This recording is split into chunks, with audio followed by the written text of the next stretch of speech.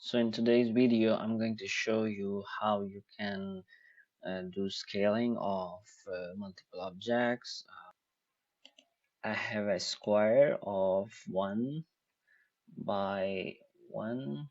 Okay, so yes, and close it.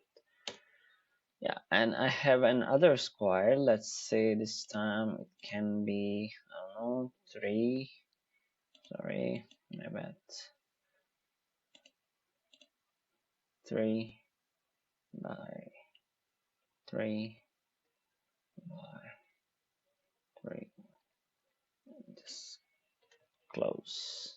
By the way, there are other ways on which like you can draw squares and rectangles and other shape. I'm just sticking with the easy and the basic ones. So let's move the smaller object and put it here.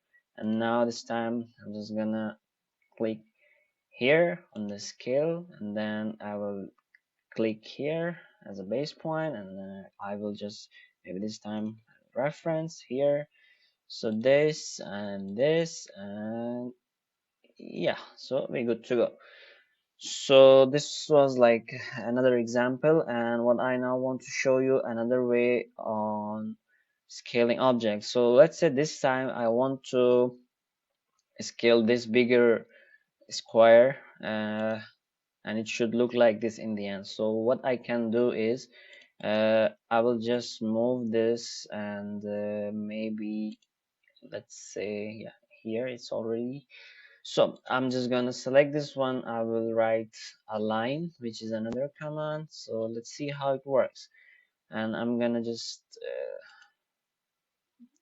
click here and then match it. Let's say match it, and then click here and then like this, and then I will press enter. So AutoCAD will ask me scale objects based on alignment points. So I will say yes. And as you can see that now the object has been aligned for sure and also scaled.